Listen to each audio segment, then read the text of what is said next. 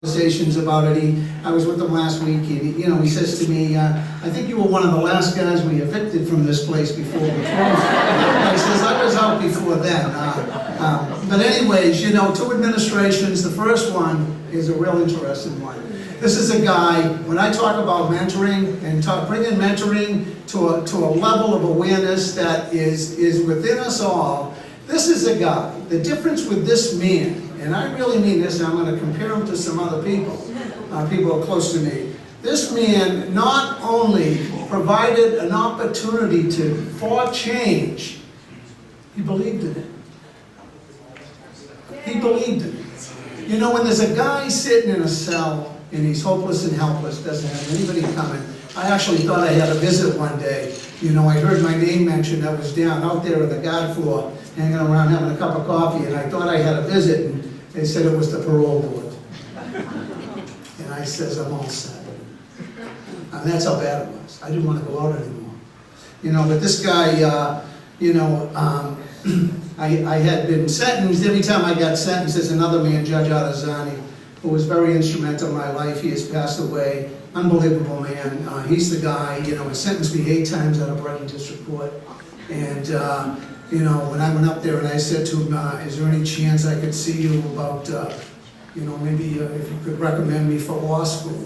And he said to me, do you think you should wait until you're off probation? But I'm telling you, the guy never, what my point is too, as you'll see, is that I never felt less than with Mike. I never felt less than with Judge Artizzani, Jeff Palmer. He was my first co-op out of Northeastern Law School, a school that took a chance on me when no other school would touch me. No other school.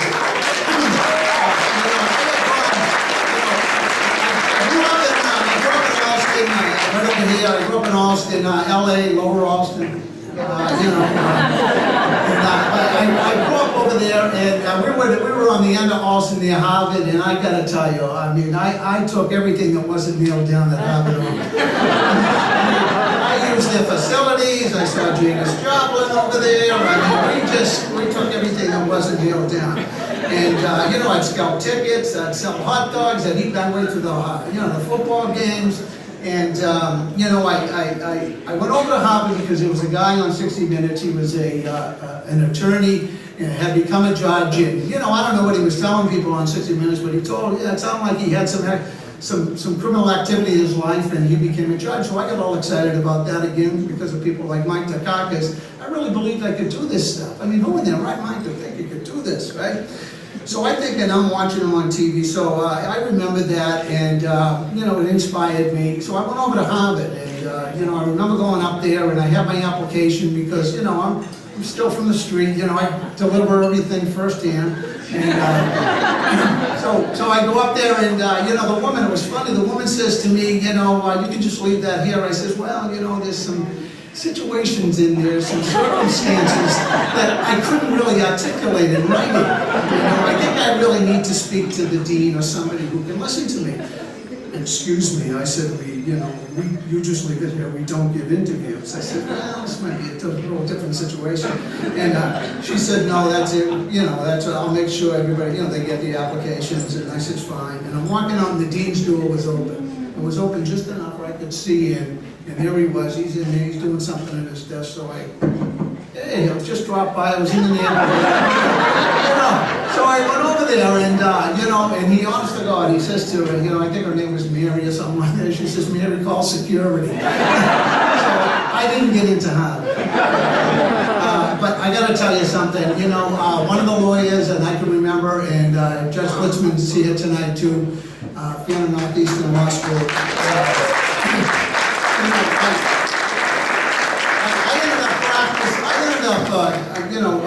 Going to law school with professors that actually represented me.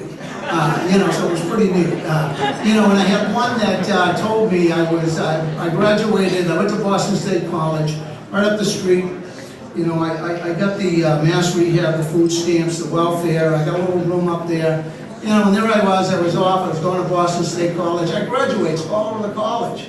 How wonderful is this, I didn't know how to go to school, I was taught how to go to school. I was taught how to go to school the same way I chased recovery, the same way I chased life.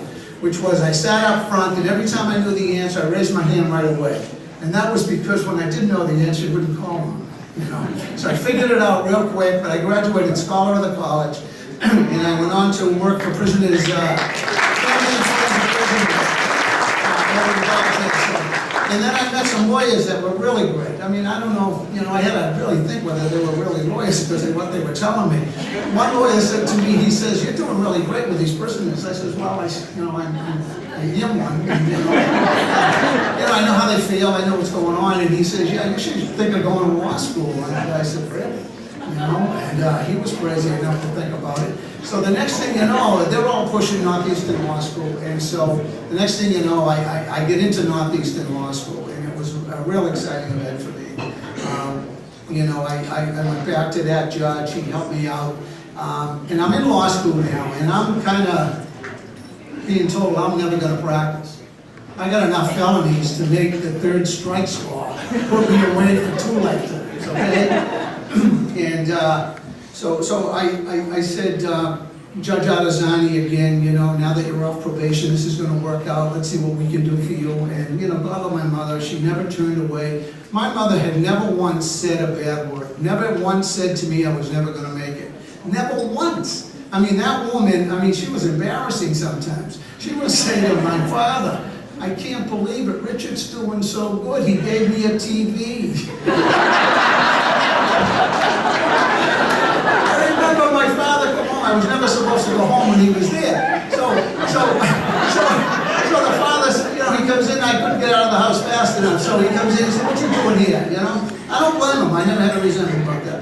And so he says, "Oh, Bill, listen, no, Richard's here. You know, he said he's working. He brought me a TV, and you know, he's just doing wonderful now." He says, "Kay, ask him where he got the car." You know, so my mother was that kind of person, and I got to tell you, if that's the definition of an enabler, sign me up. Sign me up, because you know what? She did it through love and prayer. Love and prayer. I'm going to tell you something. I had special privileges. Right out there in that guard room. Right out there in the guard room floor, the visitation floor. You know, they'd keep you away. You had to keep, you know, 2 feet away. You could, you know, get close, but not too close. My mother would come running in. That's why I like being here, because my mother could take the train. She took the train to it, you know. So she'd come up, and all of a sudden, I'd see her coming in, and the guards would say, "Hi, Mrs.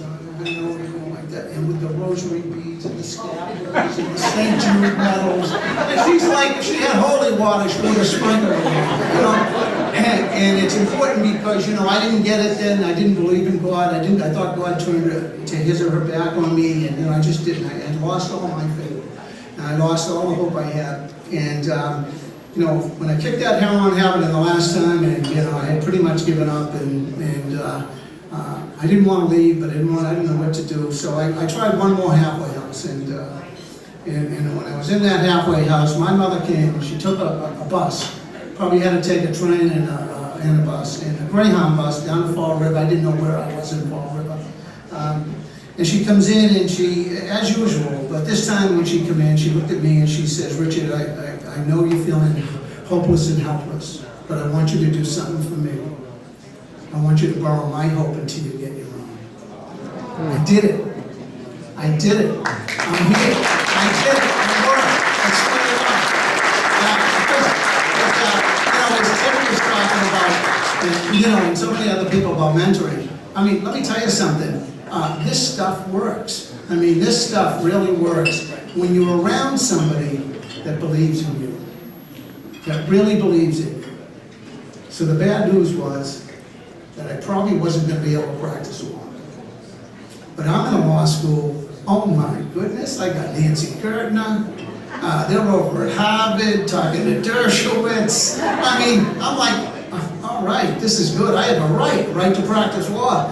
So the law school's there, but they said I definitely was going to have a problem. So I think it was Judge Artizzani suggested that I file an application for a governor's pardon. And that, you know, I go see, you know, Mike Takakis' administration. And there was a woman on the parole board back then, Joyce Woolley, and, you know, unbelievable. I'm still in touch with her today. And so they did, we filed the application, and I got the phone call that I got my pardon. Now, that wasn't a guarantee I was going to practice, but it was getting close. But you know, like we're talking about here tonight, when I talk about getting close, but I'm talking about getting close to people that believe in you. Not just tell you to do something. Was it Joseph Kennedy, Robert Kennedy, who said, you know, I'd rather give you a hand up rather than a hand out. That's what Mike did for me. What happened was, I went in, I got the pardon, and I said to him, I'd want to come in and get it in person. He says, secretary said, no, that's okay, they're just, you know, getting into you, whatever. I said, no. You know, because I watch TV too, you know, I had a lot of time watching TV. So I wanted the pen, you know, that he was going to sign it with.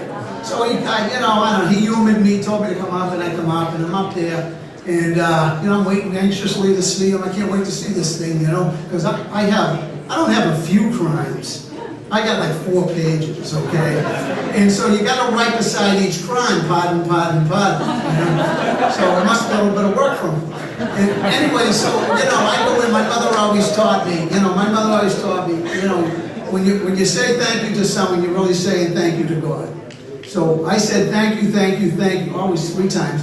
So I go over to him and he says, you know how he is, right? Oh, I haven't signed it yet. You know?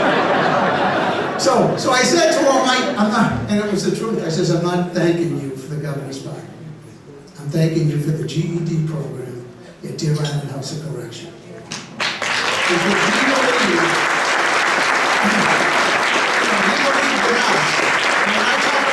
when I talk about me, there's a lot of people here, you know, in the business of turning people's lives around. When I'm talking about me, I'm talking about lots of people. Lots of people that make a difference in each other's life. That's called mentoring. You know, so Mike Dukakis got me closer to being able to practice. And with that, we had to take a bar exam. I didn't have a lot of formal education. I was taken out of Brighton High School because I was in the 10th grade. I had 38 days. I remember things like that. I had 38 days, and I didn't want to really be there. I wanted to be somewhere else. I actually built radiator covers. I worked with my hands, but nobody picked up on it. But anyway, so I met my friends in the automotive department, and you know, they fixed cars back then. They had automotives, they had homemakers thing, and all the printing and all this. So I'm looking at the car, and I'm saying, you gotta be kidding me. And I'm a car thief, right? I could steal anything. I mean, the only car I couldn't steal was a Rolls Royce. And, I mean, MGs, Jaguars, and Triumphs, I don't know if you're old enough to remember that. And so I always drove in luxury. And so one of the kids says, this kid, Paul, he says to me, man, so what do you mean? I said, well, I can get you another, let me get your car. He said, that's fine, that'd be great, we can work on it and everything. I said, yeah. So I got them, I stole the car, brought it up to the school. And somebody said something. Next thing you know, I'm up in the art department, the only course I could take because it was the only teacher I think that liked me. You know, she just loved me. We would talk all day, never did anything. So the next thing you know, the police, you know, they come over and they said, can we see you in the office? I said, sure, you know, what's wrong? We understand that you gave the automotive department a stolen car. I says, oh, I didn't know it was stolen. So the bracelets go on and off I go, you know. So I never finished school, and you know, I was taken out real early on, and it was one bad situation after another for me. But you know, I ended up being told that I couldn't practice. Finally, when I passed the bar exam, and you know, the Board of Bar Examiners is a branch of the Supreme Court in Massachusetts, and they pretty much had to oversee this. So they did too, believe me. And you know, there were questions, but you know, again, there was a guy named John Dunn. You know, he was on the Board of Bar Examiners, and he was an amazing man, like Michael is. And you know, he said to me, "You did what?" And I said, "Well, you know, I had a hard time with cars." I said, Judge Alizani actually called me a chiromaniac. He says, you can't even walk from Oak Square up to your mother's house without stealing a car. Anyways, he says, I think this guy's done everything we've ever asked this guy to do. He's gone to programs, he's towed the rope, he stayed clean and sober, you know, he went to Boston State College, he did it all. Why doesn't he have the right to practice law? And he was one voice out of many, but the Supreme Court said no. And, you know, but again, remember what school I was in, right? I was in Northeastern with Nancy Gurdon and all them, and they weren't going to stand for this, so, you know. So they took the lead role. We did file a motion for reconsideration, and the real story behind that, there was a judge in the Supreme Court who probably would not have allowed me to practice law. But my mother kept telling me about it, my mother again, you know. She says, you know, Richard, you know, every time I go to church, I see this guy, he's a judge, I keep telling him about you, and you know, I tell him how wonderful you are. You know, and so I says, yeah, you know, and I never paid attention to her, I really didn't. You know, I says, that's great, and the next thing you know, she says, you know, but Richard, you know, he says you should, you know, just keep trying, you keep trying, and I never said anything, and the next thing you know, the motion for reconsideration, we won it. I got the right to practice law, and after the fact, I talked to my mother, and I said, who was the judge? She says, Judge Nolan on the Supreme Court. And I never knew that, you know. And so I went off to practice law, and my point tonight with mentoring, especially, you know, when I hear about these schools and teaching kids with passion, you know, we should all treat people like that. You know, mentoring benefits us all. You know, I know in the recovery business and being in recovery, we mentor, you know, we sponsor, we stand up as examples. And that man out there, Mike Dukakis, it was one of my biggest, if not the biggest inspirations in my life. You know, come on up here, Mike.